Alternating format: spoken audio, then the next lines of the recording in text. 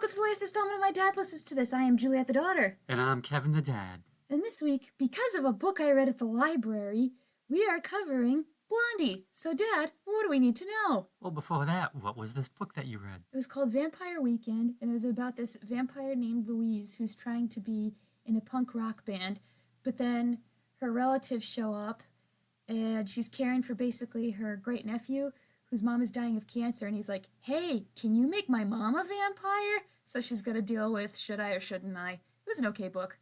How does Blondie fit in? Because she was a punk rocker band, and the kid was trying to be a musician, but making music on his computer, and he hadn't heard of most of the bands that Louise liked, so she came up with Blondie, David Bowie, a couple other bands. Oh, okay. Yep.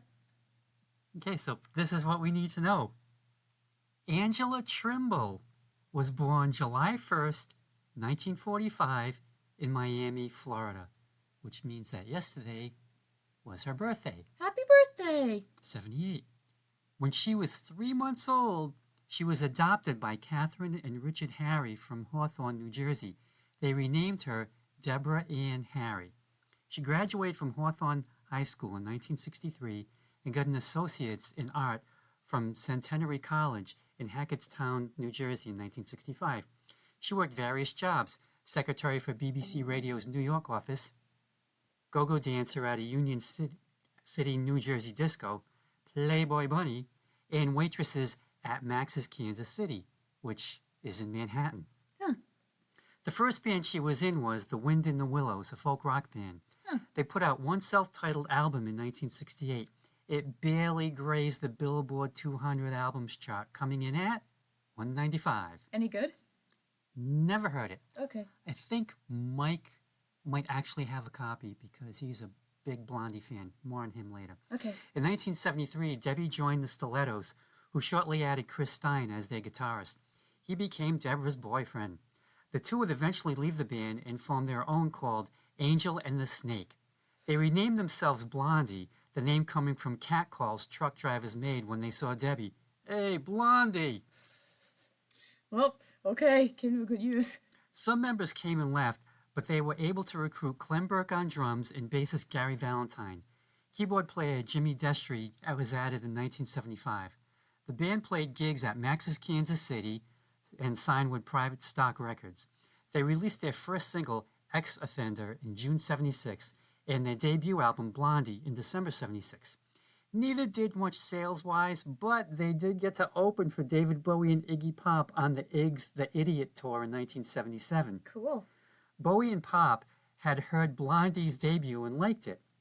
And I believe that was the tour where, Bowie was on there, but he was just playing keyboards. He was just a member of the band. Just there to have a good time. Yeah. Yeah. Yep. Good for him. Hoover up as much Coke as possible with the Ig and, And drink a couple of gallons of milk to wash it down. There you go. Yep. In July 1977, Gary Valentine left the band to be replaced by Frank Infante. In September 77, the band bought its contract back from Private Stock, which was a good idea as the label would shut down in 78, and they signed with Chrysalis Records. Chrysalis re-released the debut. The band got its first success in Australia when a music show started playing the wrong video. It was supposed to be Ex-Offender, but In the Flesh was played instead. It went to number 2. You gotta start somewhere. In February 78, the band released their second album, Plastic Leathers, which was recorded in the summer of 77. Like the debut, it was produced by Richard Gatherer. They were a 4-piece in the studio with Chris Stein playing bass and guitar. Blondie scored hits in the UK with Denis and I'm Always Touched by Your Presence There. Frank Infante moved to guitar and Nigel Harrison was hired to play bass.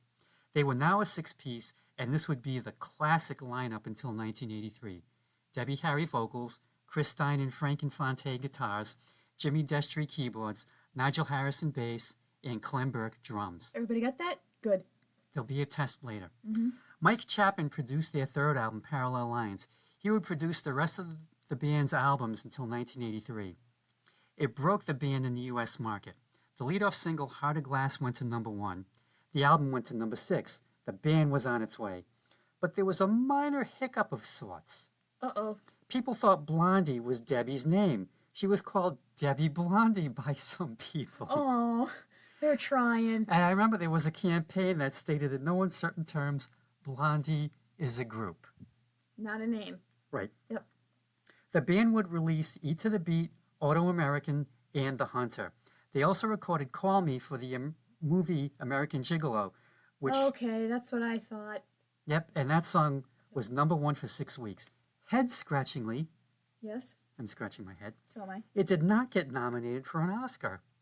And I believe the song that won that year was Fame, But from the the movie of the same name. I'm gonna live forever. Yeah, and that would have been Oh, a pretty tough song to beat. Yeah. Anyway, in 1981, Debbie released a solo album, Cuckoo, which has one of the most disturbing album covers ever. Really? Okay, well, I gotta Really? Google it now. Okay, I'll continue. Yep. The Hunter was released in May 1982 to so-so reviews, but they did get a modest hit with Island of Lost Souls. Whoa, that photo is disturbing. Okay, listeners, go Google that for yourself. I'm not gonna describe it. Holy crap. Okay. All right. In July/August, the band toured briefly in the U.S., but the European leg of the tour was canceled due to poor ticket sales, Oh. which was surprising because they were always a lot bigger in Europe. The band broke up in November of that year. In 1983, excuse me, grabbing the papers were stuck together, stupid note Can paper. he peel the paper? Yes, I can. All Thank right. you. This is live. Okay, in 1983, Chris Stein was diagnosed with, I hope I pronounce this right, pemphigus, an autoimmune disease that results in blisters and pustules on the skin. Listeners, I do not recommend looking this up online because I did. And Yeah, don't Google that one. yeah, Debbie took care of Chris, and over the course of 3 years, he was able to beat it. Wow. Debbie continued working on her solo career, releasing albums and singles, notably Rush Rush for the Scarface soundtrack, and I still have that 45, and French Kissing in the USA from her album Rockboard, which I completely forgot about. It's a good song. She also acted in movies, notably as Velma Von Tussle in John Waters' Hairspray, the 1988 non-musical version. Now I gotta watch that. You have to, because you know who plays her husband? Who? Sonny Bono. And I know that Jerry Stiller is Tracy Turnblad's dad. Yep, I've seen that one clip of him where he's yelling at the TV. That was pretty funny. yep. I gotta look up that movie now. You gotta watch it. Yep. Clem Burke became an in-demand session drummer. He even played live dates with the Ramones as Elvis Ramone, not Clem Ramone, because they said Clem Ramone just isn't gonna work. Oh. And I'm sure the other guys in the band did stuff too. And various Blondie best ofs were also released. So now we leap to 1997. Debbie and Chris started putting the band back together, this time as a 5-piece. The two of them, along with Clem Burke, Jimmy Destry, and once again, Gary Valentine. Frank Infante and Nigel Harrison unsuccessfully sued to prevent the Five from touring as Blondie. They played some festivals and recorded No Exit, which came out in 1999. I wonder if that was a reference to Sartre. I thought so too, Yeah. maybe. They were now a four-piece as, once again, Gary Valentine had left. Damn it, Gary. Well, he had this other career where he was kind of like a successful author, and I guess it was getting in the way or something. Oh, okay. Maria was the comeback hit. The Curse of Blondie came out in 2003, and they were inducted into the Rock and Roll Hall of Fame in 2006. In 2008, they did a world tour to celebrate Parallel Lines turning 30. In 2009, they did a tour with Pat Benatar and the Donnas, and how the hell did I miss that? Yeah, how the hell did you miss that? I don't know. God damn it. I know. I would have gotten front row seats. Maybe they didn't come to Rhode Island or Massachusetts? I'd like to think they would have at least come to Great Woods. Because some acts aren't coming to New England this year. I'm looking at you, Gabriel Iglesias. He's going on tour as Fluffy, and he's not coming anywhere near New England. I was like, God damn it. Gabriel, we know you're fluffy, but we do have room for you in Yeah.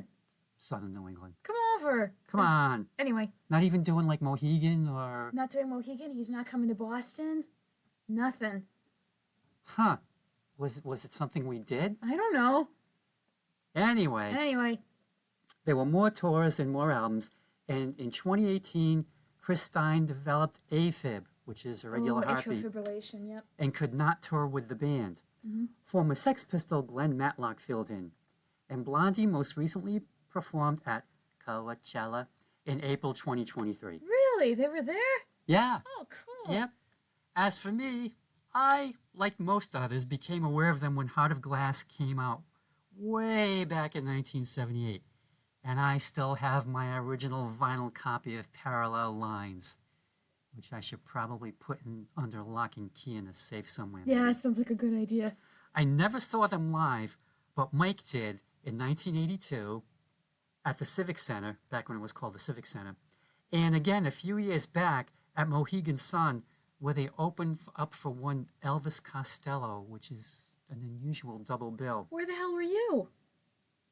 I don't know. Oh, you just didn't want to go?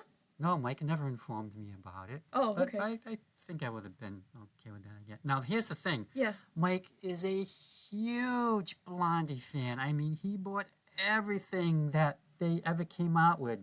I mean, posters, T-shirts, pins, albums, imports, you name it, he bought it. But get this. What? He said that he thought they just weren't that great live. Really? But he saw them twice. I guess the second time just to make sure. Oh, okay. But, yeah. That's interesting. I know. Anyway, at one time I did have their 2-disc Platinum Collection set, which had 47 tracks, which for me was a bit too much to sift through. But Wow. this is also the person who has a 50-song Chuck Berry collection. Yeah, we did 3 episodes. And a 60-song Buddy Holly one. Yep. Go figure. Anyway, Greatest Hits came out in 2002. 19 digitally remastered tracks, and it contains all 12 tracks from 1981's The Best of Blondie, which I guess this collection renders that one moot. And it was the first best of since The Best of Blondie to be officially sanctioned by the band. So they gave the thumbs up, fine. Interesting. The one thing about this collection is the songs are not in chronological order, I noticed that. but I can live with that. Okay. So let's jump in, shall we? Oh, yes, let's. First track, Dreaming. So far, if I had to describe Blondie's sound, it would be pleasant with kick-ass guitar. The lyrics are simple. The only part that really intrigued me was, when I met you in the restaurant, you could tell I was no debutante. You asked me what's my pleasure, a movie or a measure. I'll have a cup of tea and tell you of my dreamin', which is a cool premise for a story to start with. But then the guy never shows up again, and the rest of the song doesn't go anywhere, which I guess was intentional because she'll just keep dreaming, but it made me check out mentally when I realized the story had no point. Or maybe it was all a dream. Oh, that's interesting. I was intrigued by the sound, made me wonder if the Bangles were inspired by them at all. Not impressed with the opening. One way or another would have been a great kick-ass number to kick us into high gear. Wow, okay. Yeah. Dreaming was the opening track from Eat to the Beat. And, hey, why not open the Greatest Hits with it? Wow, you have a completely different reaction than I do. Because for me, it's like it grabs you right away. Keith Klemberg's explosive Keith Moon drumming is just so in your face. Well, here's what doesn't grab me. It's like we started with the story, but when the guy disappears, the rest of the story of the song doesn't go anywhere. So because the story of the song is ended, I lose interest. Okay, so it's just lyrically, not musically? Yes, correct. Okay. Yeah. All right. So anyway, the drumming is just like so in your face. And Klemberg had said that producer Mike Chapman gave him free rein. So he cut loose thinking it was just a run through, never imagining that it was the take. Oh, well, thank God for that. And his drum rolling gives the song kind of like a roller coaster feel, if that makes sense. I guess. Well, it kind of builds, then just slightly calms down, and then builds and slightly calms down through the whole song. A great performance. Now, Debbie said she got the idea for the song from a line Chris Stein came up with, "Dreaming is free." And I love those first 2 lines. When I walked into the restaurant, you could tell I was no debutante. Mm-hmm. And being the naive that I am, it took me years to figure out what, you ask me what's my pleasure, a movie or a measurement. Measure? What's a measure? Oh, that's a measure. Okay. I just realized that now, too. It took me a sec as well. Yep. And the lyric, "Fade Away, Radiate," references a song from Parallel Lines called "Fade Away and Radiate." The lyrics do have a dreamlike quality for them, so you really don't know, is this really happening or is it all in her mind? kind of like trying to separate what's reality and what's a dream. For me, great opening track. Next track, Call Me. Okay, this is getting into more of what I expected. And it was a moment where I realized I had heard this song before. The context of this song really helps me understand the lyrics now, because it was the theme for American Gigolo and it's played over a scene of an escort working. Lyric-wise, we have an intriguing story of an escort who starts to fall for a client, and she wants him to call her anytime. You know, make a little overtime money. And that bridge where she starts to fall for him is written beautifully. We're getting better with the song quality so far. Okay. Yep, this is from the American Gigolo soundtrack. Euro disco producer Giorgio Moroder wrote the music. Now, Stevie Nicks was Moroder's first choice, but the contract Stevie had signed with Modern Records prevented her from doing so. I think it was she had signed this contract for being a solo artist. Anyway, Moroder gave Debbie Harry an instrumental track he called Man Machine, not to be confused with the Kraftwerk song by the same name. Debbie saw the movie and wrote the song based on her impressions of it. Moroder asked Debbie to come up with some Italian and French phrases, which she did. And I'm gonna butcher them right here, especially Italian. Amore, chamami, which translates into love, call me, and appelle-moi mon chéri, call me my darling. Yep. I did better with the French, I like to think. Yeah. Anyway, the band had trouble playing the song, so Moroder took the tapes, went to LA, and had his musicians finish it up. The band was not happy about that, but the song blew up huge, and supposedly they took it in stride, then had to learn how to play it live. They did get vocal credit for the song, because the guys are in the background saying, call me.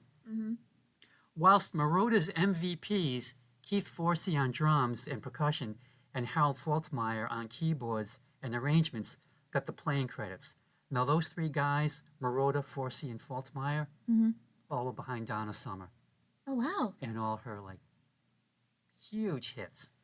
And she was an equal partner with them. Cool. She definitely got input. Anyway, this song is at 143 BPM, which means beats per minute, rather than the usual 120. So it's a speeded up pace, Faster. and maybe that's why the band had trouble playing it. Next track, One Way or Another. This was the song that made me want to do a Blondie episode because it was referenced in the book Vampire Weekend. When Louise works up the courage to leave her family and start a new life, living with her lesbian aunt and working as a musician, this is the song playing in her mind as she stands up to her mother and father. And the lead singer is pissed and means what she says. She is going to find you, and if she sees the lights are on, well, she'll see who's inside. This song is super cathartic for when you want to get back at somebody and just need an outlet. Great song where the rage just builds and builds over the course of 3 minutes. This song is from Parallel Lines, and Debbie wrote this song about an experience with an ex-boyfriend who stalked her in 1973, Ew. forcing her to move away from New Jersey. Wow. Nigel Harrison wrote the music. This came out after Heart of Glass, and it was an eye-opener for me because I thought, wait a minute, this is the same band? They came up with that gritty guitar hook and that hard-pounding drumming? And Debbie's, I don't know, growling or throaty vocal? Snarl. Snarl? Yeah. Thank you. And I thought, more please. Yes, thank you, please and thank you. The line about checking out specials on rat food is hilarious, and this is my favorite Blondie song. I can see why. Next track, Heart of Glass. We're getting a bit more, well, not quite funky and not quite techno, but it's a different sound than the previous song. And I instantly realized I heard the song before from the moment she sang, One Say to Love, and it was a gas. I just love the way she sings it so much in her upper register with a slide at the end. The music is pleasant and bopping along for a song about loving someone, only to realize their love wasn't as true as yours. The most wonderful part of this song has to do with the music and Debbie Harry's voice here, but other than that, couldn't remember the lyrics aside from that opening. Well, if you're exposed to the song as much as I was growing up, you would definitely remember all the lyrics. This is from Parallel Lines, and Debbie Harry and Chris Stein wrote the first version called Once I Had a Love back in 74, 75. They tried recording it as a ballad, as a reggae song, but nothing worked. When they were recording Parallel Lines, producer Mike Chapman asked them to play all the songs they had. All the songs. And he said, you got anything else? And they pulled out this one, and Chapman thought they could make something out of it. They decided to give it a disco beat, the band having played some disco songs live. The song is built around the Roland CR78 drum machine that's played at the start of the song. A rock band using a drum machine? Totally unheard of. There was one big lyric change, which you might be able to come up with. Mm-hmm. Originally, the song kept saying, once I had a love, it was a gas. Soon turned out was a pain in the ass. Mm-hmm. And state radio stations just were not going to play that. So in January of 79, an edited version, Soon Turned Out, Had a Heart of Glass, was released. But they kept in the pain in the ass line once. Because, you got to be rock and roll. I guess they figured for the more daring stations. And I got to say, I do remember hearing that on a couple of stations thinking, wow, they said that. Okay, wow, okay, I'm impressed. It hit #1, sold a lot, and eventually got inducted into the Grammy Hall of Fame in 2015. Cool. But first, troubles. Not troubles. Troubles. Oh, great. There's always troubles. The band was accused of selling out. A disco song? Oh, how un-punk. How un-new wave. Even Clem Burke refused to play the song live at first. Wow, that's bad. Then it blew up and he realized, I gotta play the song, I guess. I gotta pay the bills. But you know what? For me, a good song is a good song is a good song. I don't care what the genre is, as long as it's good. Mm-hmm. But then, a good song, the definition thereof is always subjective. Oh, sure. Anyway, for me, Heart of Glass is a great song. And during some of the instrumental breaks, you may notice that the band shifts from standard 4/4 time to 7/4 time. Oh, wow, that's hard. Mm. All right. And then goes back into 4/4. Fun fact, WKRP in Cincinnati played it on one of their episodes and gave the song a lot of exposure. Mm-hmm. So much so that the band gave the show's producers a gold record, which they prominently displayed in the bullpen scenes starting in season 2 until the show's very end. Oh, that's kind of cool. Next track, The Tide is High. Oh, I love those opening drums. If someone did this as a first dance song at a wedding, I'd respect the crap out of them for this pick. Because why the hell not? It's about being there for someone through thick and thin. This song also feels comfortably of its time, late 70s, early 80s. And you know who I'd like to have heard do a cover of this back in the day? This is going to sound crazy, but Captain and Tennille. I think her voice could work. I could see that. Can you hear it? I can hear it. And eventually, I reached a point where the music just possessed me, and I was moving my head side to side with the music. This track really grew on me, and I'm fascinated by it. Captain and Tennille meets The Tide is High. We're talking possibly could have been the ultimate yacht rock song. Could have been. Yeah. Anyway, this is from Auto American, and it was written by John Holt and first recorded in 1967 with his band, Jamaica's The Paragons. Uh-huh. Their version is classified as rock steady, which was a successor to ska, but also a precursor to reggae. Blondie's 1980 remake was done in a reggae style, complete with horns and strings. It hit #1 both in the US and the UK. And again, when I heard this, I just couldn't believe this was the same band. Very un-new wave, but a good song, etc., etc. Blondie is nothing if not versatile. Next track, Ex-Offender. Okay, hear me out. Okay. The way Debbie Harry speaks in the opening sounded like a Schoolhouse Rock narrator.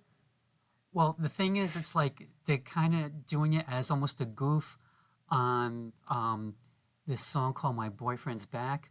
Oh, my boyfriend's back, and because I gotta be in trouble. There's a spoken intro that's sort of along the lines of that, and the reason that they did that was because the guy who produced this song, Richie Gallagher, also produced My Boyfriend's Back. Okay. Something tells me they had to change the title of the song so it could get played on the radio. We were a long way from explicit titles and parental advisory stickers. Oh, we had so much class back then. So, in this scenario, Debbie is the sex offender, and the man is a cop who is in love with her. Sounds like an interesting premise for an indie art house movie. However, one of the comments on YouTube says, if you were to switch the genders, this might be an episode of Law & Order SVU. Which is interesting because women sex offenders exist. And it reminded me of this quotation someone wrote about the 50 Shades of Grey movies. If that man wasn't wealthy and handsome, those books would be an episode of Criminal Minds. What money won't do, huh? Yep. And what hotness won't do. So I don't think I could fully enjoy the song because once this is revealed for me, that's kind of like a record scratch moment. And I don't want to jam anymore. It's like that meme, jazz music stops. I've never seen it. I'll have to take a look. You have seen it before. I'll just refresh your memory after the episode's over. Okay. Yep. So this was the opening track from their debut album called, oddly enough, Blondie. Definitely punk or new wave or something. Anyway, Gary Valentine and Debbie Harry wrote this one. Originally, Gary wrote it, get this, about an 18-year-old being arrested for having sex with his younger girlfriend. And as the saying goes, 15 will get you 20. Yep, that's true. Like, I remember my guy friends were telling me, like, Mike was telling me this. He was like, I went to a restaurant once and there was a waitress and I was like, oh, she's kind of cute. And he was like, wait a minute. And he asked, out of curiosity, how old are you? She went, I'm 16. And he immediately went, nope, nope. I'd like an older waitress, please. No, okay. Yep. Anyway, Debbie changed the lyrics to about a prostitute being attracted to the officer that arrested her. Some priceless lines. We sat in the night, my hands cuffed at my side. Walking the line, you were a marksman. Told me the law, like wine, is ageless. Scene. Yes. And, there's more great lines, but I just don't want to ruin the song for our listeners. Oh, yeah. And the song's original title, yes, was Sex Offender, but Private Stock was nervous about that title, so it got changed to Ex Offender. You can fill in the blank. Which kind of helps in the way that, like, if you're doing a rock and roll alphabet, this is your go-to song for when you get to X. Yep. I think. Unless there's other X songs out there. Listeners, let us know. Next track, Hanging on the Telephone. Okay, in terms of telephone songs we covered in the podcast, which I think is just ELO's telephone line, this is the best one. It is awesome. The ringing starts quietly and Debbie's voice blasts in. She is pissed. She does not want her man to leave her hanging because she's in the phone booth outside and she can hear everything. I saw your mom left. Is she getting groceries? She is at the end of her tether with this man and she is frightening, but in a hypnotizing way I can't get enough of. What a great song. This is the opening track from Parallel Lines. It was originally written by Jack Lee for his band The Nerves. It was not a success, but Blondie heard the track and recorded it, which, for Jack Lee, came in the nick of time as his electricity and phone were about to be cut off. Songwriting royalties, they're going to be big. The phone at the beginning was producer Mike Chapman's idea, but the band thought it was corny. Anyway, Debbie's in the phone booth trying to reach her guy. For you youngins out there, back in the Stone Age, there was something called a payphone. You could find them on almost every corner of a big city. You'd go in the glass booth, put in a dime, later a quarter, in the coin slot and make your call. Depending how much money you fed the phone determined how much time you had to talk. But what you could do is you could have the person on the other end, if they were at home, dial the phone booth number, and that way you could talk as much as you wanted. Gabriel Iglesias does a whole bit about phone booths where he's like, if you see a phone booth now in the middle of America somewhere, you immediately take a photo of it because you're like, oh, they're going to take it down soon. I got to capture this. And he said when he was little, well, when he was a teenager, sometimes he'd be at parties and things would get insane. But he wouldn't have the money in his pocket. So what he would do is he would call collect to his mom's house because if you called collect, the other person would have to pay for the call, but you could always leave a little message saying who it's from. So his mom would pick up the phone call and it would be like, hello, you're receiving a collect call from, Mom, it's me. I gotta get out of this party. It's getting crazy. Here's the address. Come pick me up. Do you accept the call? Hell no, I'm on my way, mijo. And she'd hang up the phone and come pick him up. Very smart, very smart. I actually saw a payphone, not a booth, but like a payphone at New England Aquarium. I thought, oh my God, this is the last one, I bet. And then I looked in the little coin return slot, and there was a spring sticking out of it, and I thought, okay, it's broken. But for some reason, it's still there. Anyway, phone booths were also handy places for Clark Kent to change into Superman, which I thought, yeah, they never did explain how that would be private, what with 4 glass walls. And, you're walking past the street and you're seeing this guy in this cramped box trying to change his clothes. Officer, it's this one right here. Yeah. I mean, there's just not enough room. Because I think, what was it, in the cartoons or the Christopher Reeve thing, he'd spin around really fast in the phone booth? Yeah. But there's that one moment in the first Superman movie where he finds a phone booth and it's occupied, so he has to, run down the alley and just, fling his clothes off and go. And I think in the second one, he runs up, but it's not a phone booth. It's one of like the payphone stands, which was like the payphone on the pole, and then runs into the alley again. But yeah, I could never figure out, well, wait a minute. There's no possible way he could do that. I think he spun around really fast or something. But then again, he's Superman, so, it probably is possible. Anyway, Debbie is glad to hear the guy's voice. She tells him to ignore the things his mother said about her. She's good, bad, but not evil. And she'd like to show her affection. She can't control herself. Oh, she can't control herself. Great song in less than 2.5 minutes. Next track, Rip Her to Shreds. This might be my favorite vocal performance of Debbie's on the album so far. I mean, where do I start? Go ahead. Her voice just drips with contempt, and it's perfect for each sick burn. I'm obsessed with how she sings the title alone, Rip Her to Shreds. I feel like we all know someone like this, someone who is a goody two-shoes, on the outside anyways, and uses their goody two-shoes looks to stab people in the back. Or just someone whose personality is so plastic and fake you can't help but cringe. What does Debbie do with these type of girls? Read the title. The worst burn here by far is her nose job is real atomic. All she needs is an old knife scar. Youch! Great track. This is from Blondie. And I always thought this was just Debbie being mean to some other girl. But, because it's definitely all attitude. But it turns out she wrote it about gossip columns and columnists. Oh, cool. Okay.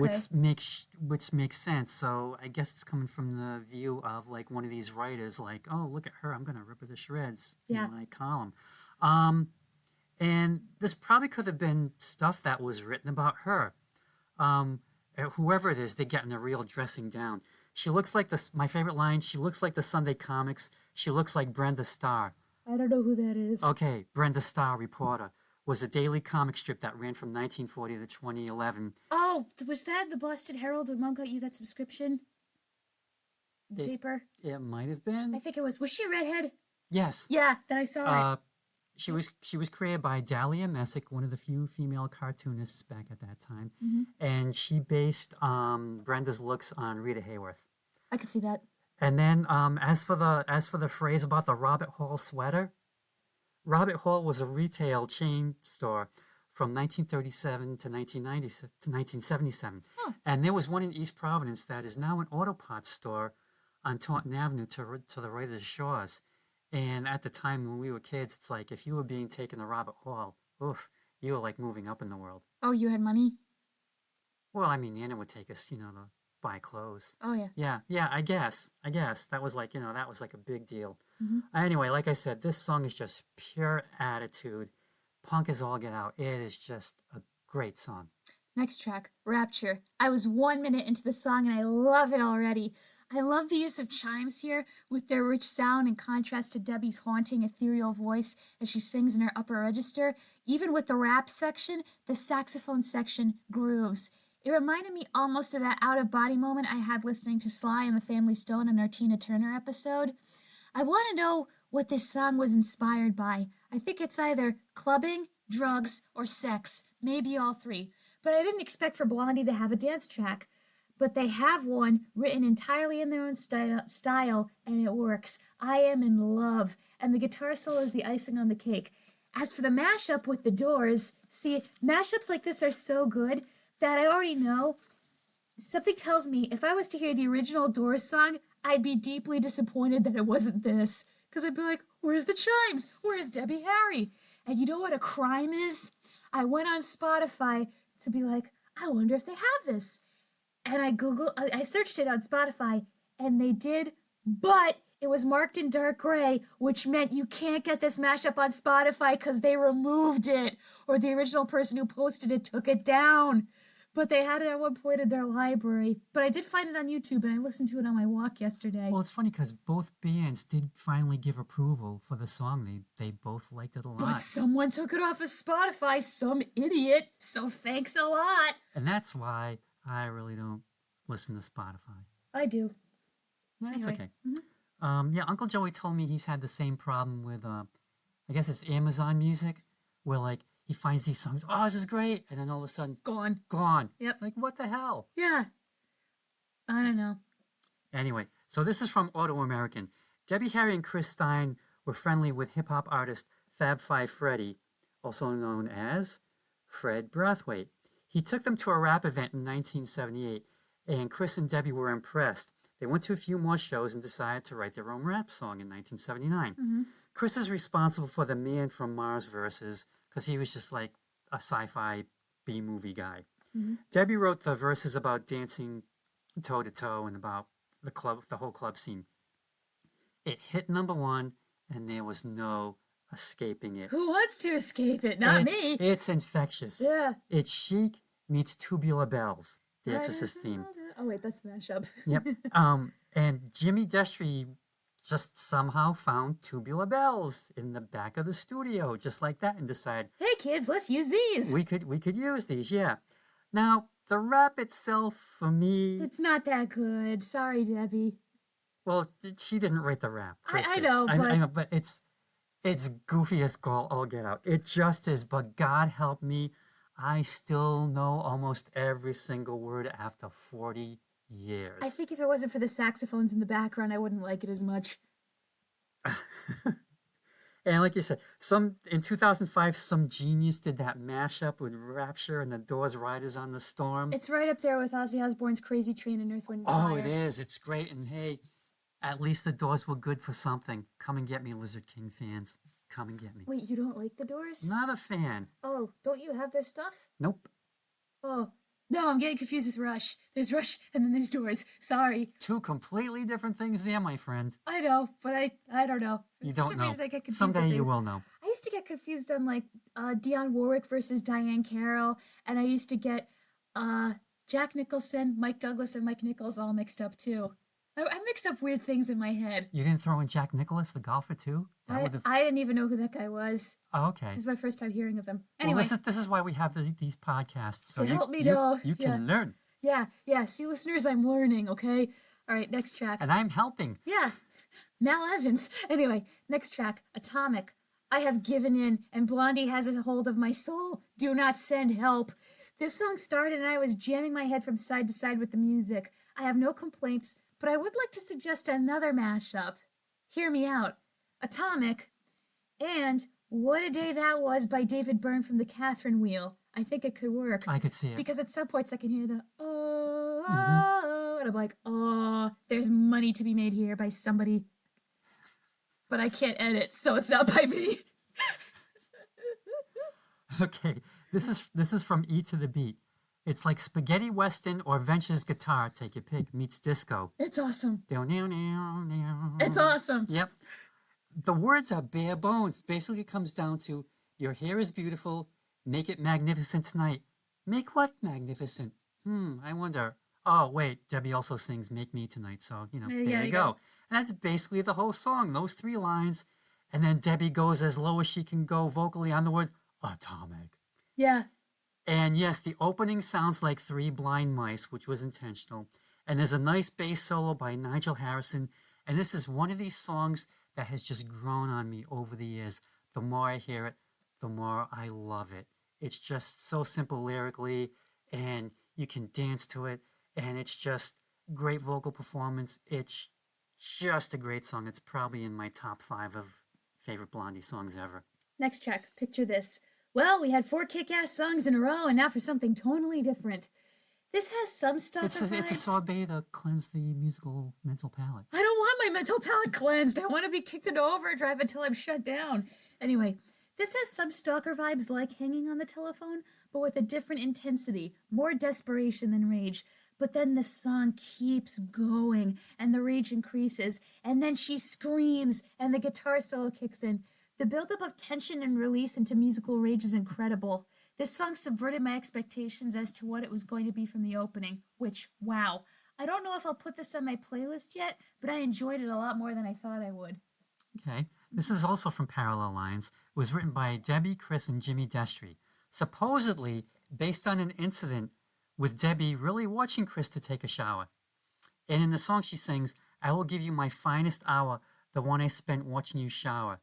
And the first thing I thought was, oh my God, the water bill. I can't even. Nope. Because I mean, for me, 5 minutes is enough. And I'd even be willing to go to 10 minutes at the very, very most, factoring in shaving. But an hour? No, no, no, no, no, no, no, no, no, no, no, no, no, no, no. Debbie said her big achievement with Picture This was rhyming wallet with solid. That's a stretch. Yeah. But she makes it work, though. You Mhm. listen to her sing it, and yep, I have no problem with that.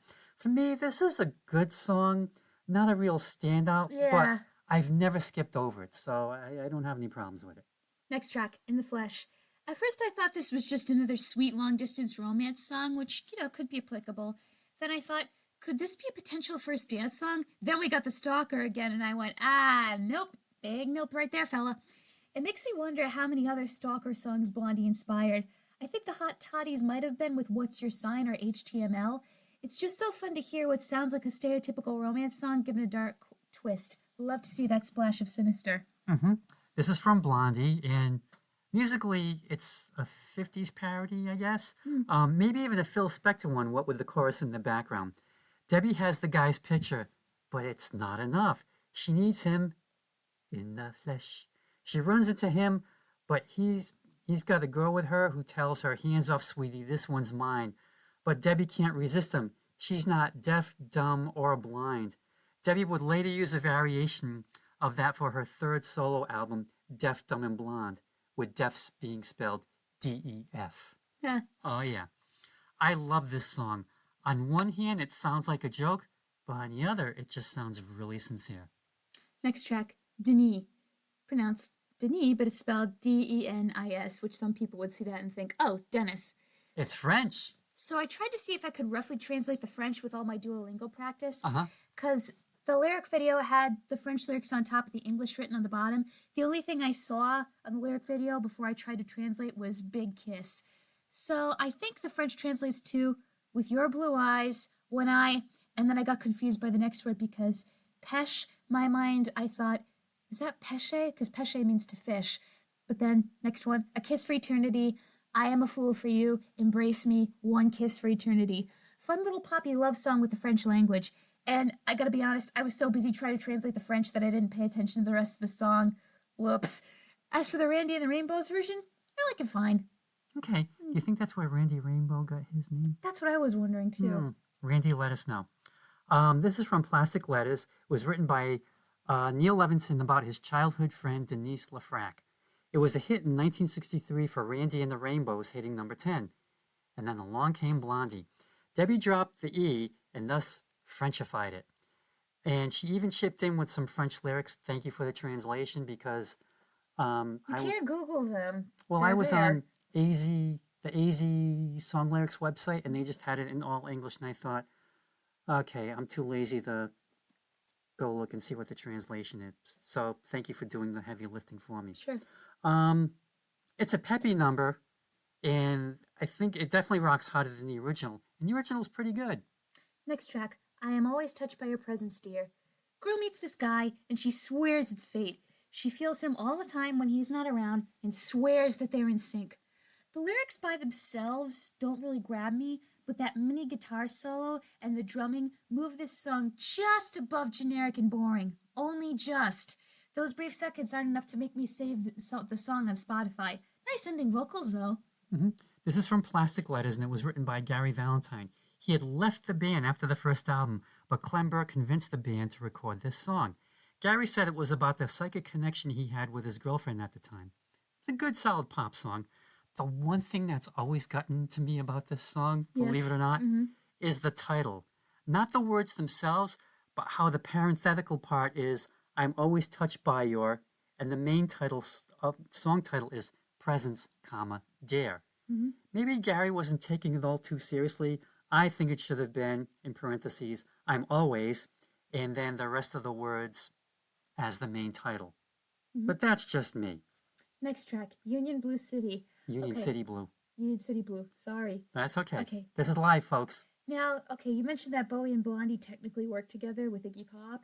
So maybe wonder if they ever inspired each other, because that opening sounds like it could fit in with the sound of the Heroes album. I agree. Or maybe it was just the 70s and they happened to be experimenting with music in the same way. This song wasn't written for a movie by any chance, was it? Yes, it was. Okay, because the way they sang the title over and over made me think so. I bet there are some people where this is their favorite Blondie song ever, but this does nothing for me. Great sound, but the lyrics that are there don't grab me. This is from E to the Beat, and Debbie wrote the lyrics during a break in shooting the movie Union City, in which she starred. Chris Stein wrote and performed the movie's score. Fun fact, that Pat Benatar was also in the movie. Oh, cool. And it's based on a Cornell Woolrich short story. He wrote like kind of like mystery stories or suspense stories. One of his short stories was responsible for the movie Rear Window. Oh, was that Hitchcock with Grace Kelly and Jimmy Stewart. Yeah. Yep. Okay. Yep. Next track. This is an okay song. Again, not one of my favorites, but I've never skipped over it. Okay. Next track. The hardest part. This song reminds me of when the Brinks guys used to come to Whole Foods. Someone once told me, and I don't remember who it is, oh, if you walk behind their truck, they're going to shoot you. So I believed them because this was someone who'd been working at Whole Foods for longer than me. So every time I'd have to go get, like, carts in the parking lot and the Brinks truck was nearby, I'd be, like, tiptoeing around the side and I'd be like, oh, my God, please don't shoot me. I don't want to rob the truck. Okay, I have to ask who told you this. I don't remember, but I know they're not at Whole Foods anymore. So, okay. I don't know. Wasn't Ian, was it? No, it wasn't Ian. I wouldn't put it past him. If it was Ian, I'd hate him even more. Which, by the way, Ian, if you ever listen to our podcast, I want you to know, from the bottom of my heart, I never liked you. Anyway, other than that fun memory, I was pretty bored, not gonna lie. Very underwhelmed. Nothing else to say. Sorry, I had to have my Don Rickles moment. Okay. Okay. This is also from E to the B, and it's about an armed car robbery. Yes. Gee, when the Brinks truck always pulled up, I thought, that's where all the money is. Yeah. Money. Don't you pull a Maurice. Why? What happened? Remember what happened with her husband? Oh, never mind. Never mind. Okay. We can't talk about that. So you know what the hardest part is? Yeah, what? Getting past the guards. You get past the guards, the money is yours. But like you said, you even approach that truck. And you get scared. They're going to turn you into Swiss cheese with their machine guns. And I'm like, please, I'm just trying to put the grocery carriages away. I don't want the money. Now, the thing about the song, the lyrics is, you know, as to whether Debbie and crew pull off the heist, you never really know. It's kind of open-ended. I like to think that they did. That she used her charms to get past the guards, and then she let them have it. She could easily. You remember that episode of the Powerpuff Girls where those criminals, these, like, scraggly tall guys dressed up as the Powerpuff Girls to rob the banks? Yeah. Oh, hi, Mr. Bank. Can we take all the money, please? And they're like, oh, sure, fine. And the only one who believed them was Miss Bellum. Yep. The mayor's assistant. Anyway. Okay. Next track. Not yet. Sorry. This song has a hard rock and dance beat, if there is such a thing. Because to me, that's what it sounds like. It's rocking, and you can, like, it has a dance beat, and it works. Next track? Yes, please. Island of Lost Souls. Blondie goes Calypso? Okay, this is going to sound weird. This song made me wish I was listening to Harry Belafonte singing this instead. I personally think he would have sounded great. But when I could see that. Yeah, but when I think of Blondie, I don't think of pina coladas and steel drums. And getting caught in the rain? Yeah, I want the blue spotlight of a club and the ethereal out-of-body experience. This is a far cry from that, so it's not for me. Okay. Isn't what I said, again, it shows their versatility. This is from The Hunter, which was not their best received album, and they soon called it a day after that. Okay, so on the album before this, Auto American, Blondie had a hit with The Reggae Tinge, The Tide is High. With Island, they tried Calypso, and it's a good try. It really is. And I heard this song a lot on the radio, so I was surprised to find that it only made its way up to number 37 on the Billboard singles chart. So it didn't make the top 40. Now, I really can't tell if they did this song as a goof or if they were really being sincere. Because Debbie's Calypso scatting starting at the 3:30 mark is kind of eye-rolling, but this song is so much better than any of Jimmy Buffett's faux tropical nonsense. Don't say that to Jess. He's a huge closeted Jimmy Buffett fan. Come and get me, parrot heads. Come and get me. I haven't listened to any of his stuff except that one time he was on Sesame Street, so... Oh, Caribbean Amphibian? Yeah, but he didn't write that one. So... Yeah, you know what? You know how you can tell? Because it's good? Yes. Okay. Next track. You can take your pina colada and cheeseburger in paradise and cram them with walnuts. Sunday Girl. Or margarita. See, margarita, I don't know. Yeah. Anyway, next track, Sunday Girl. Thank you. I didn't feel like translating the French this time because when I went on Google, I was just like, oh, it's just the English lyrics in French, and that's it. Okay. The song didn't grab me again, but I love the backup vocals this time. And towards the end, Debbie started to get me invested again with her vocals, but it wasn't enough to get me invested in the whole damn song. I like it. Okay. It's from Parallel Lines, and believe it or not, Chris Stein wrote this about Debbie's cat, Sunday Man, who had run away. It's not known if the cat came back the very next day, though. Oh, it's not? I don't know. Oh. This is such a catchy song. Very straightforward and unadorned musically. I don't understand any of the French, but it just doesn't matter. I just love it when Debbie sings in French. Because she sings it really well. She does. And I just assumed that she was singing what she already sang in English, and you pretty much verified for that for me. Well, because as soon as you go on Google and it automatically translated for me this time because I didn't feel like translating it, and I was like, oh, I wasn't missing anything. It's just the same thing. And I'm thinking, maybe the cat understood French? I don't know. But I really like this song. I just really, I'm not sure what the correct word is. I want to say it's sweet, but that's not the right word for this. It's very sunny and very poppy, and I really like it a lot. It's almost kind of like a hidden track. Final track, Maria. At first I was going to make a West Side Story joke, but the notes for Maria in Blondie are pretty similar to the notes that Bernstein wrote. Not, copy for copy, but close enough. So if you want to hear a song about someone in love with a Latina lady named Maria, you could listen to this or the musical. This one has more physical attraction. West Side Story is the first time you fall in love. And if there was somehow a mashup of these two, I'd be very impressed. Great vocals here. That's about it. This is from No Exit. And Jimmy Destry wrote this about his days in Catholic school, dreaming of the perfect girl. And the first thing I thought was, Catholic school, Maria. Oh. Could this possibly be about Mary herself? Or even Maria, Our Lady of Guadalupe? Or Ave Maria? Yeah. It could be. Perfect girl. Mm-hmm. No. So it had been 17 years since their last hit, which was 1982's Island of Lost Souls. The band sounds great. Debbie's in five voice, really catchy chorus. A great comeback, right? I mean, I heard this song a lot on the radio, so it had to have done well, right? Nope. Right? Wrong. Well, it only made it to number 82 on Billboard's singles chart, but it did make it to number 14 on something they call their adult top 40 chart, which I don't know what it means either. I looked it up on Wikipedia, and it just made me more confused. Isn't that just like the regular top 40?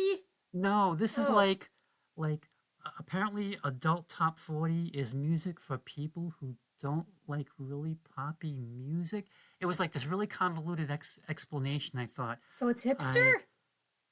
No, I think it's a polite way of not exactly soft rock, but this would be like Coast 93.3 type of music where it's not really grabbing you by the throat, but it's not putting you to sleep. It's kind of this whole concept just sounds too weird. It just confused the crap out of me. Confuses me too. Sorry about that. It's okay. Overall, when I liked a Blondie song, I loved it. You did. And when I didn't like it, I still found their choices interesting. Yes. I'm very glad I was exposed to some of these songs and I got to hear Debbie Harry do her thing.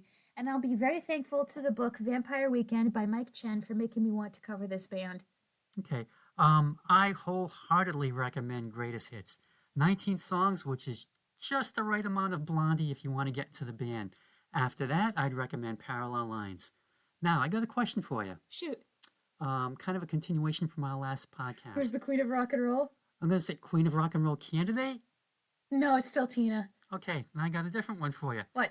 How about the Frost Queen of Rock and Roll? What's the Frost Queen? Well, I've always looked at it as like Debbie's onstage persona and even singing has always come across to me as like... Oh, you mean Ice Queen? Well, not ice cream, because ice is like solid, and I think frost is like, there's a little give there. I think you're just making this up. I am, and I don't care. I have my differentiations between, cold weather materials. So are we gonna have this conversation again when we talk about Joan Jett? One day?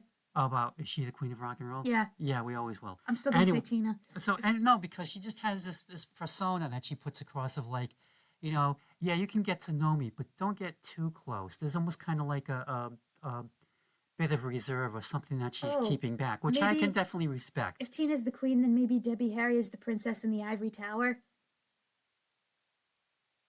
She's there, but she's not approachable, Yeah. and she doesn't have the hair to throw down to let you do a Rapunzel. She doesn't want to throw her hair down. She's fine where she is. I don't blame her. We will just still worship her from afar. And I think I'm fine with that, and I'm pretty sure she's fine with that too. Happy birthday, Debbie. Yes. All right, as always, thank you for listening to the latest installment of My Dad Listens to This. Remember, like, comment, subscribe, and all that jazz, because the more you interact with the video, the greater chance we have of appearing on the YouTube homepage. If you follow me on social media, I post the episodes on my accounts. If you are friends with my dad, shoot him an email, and he can send whatever episode you like right to your inbox. And as always, feel free to leave a contribution to your local PBS station, aka us, by leaving a little tip for us in the Ko-Fi tip jar. It's completely optional, just if you want to do it.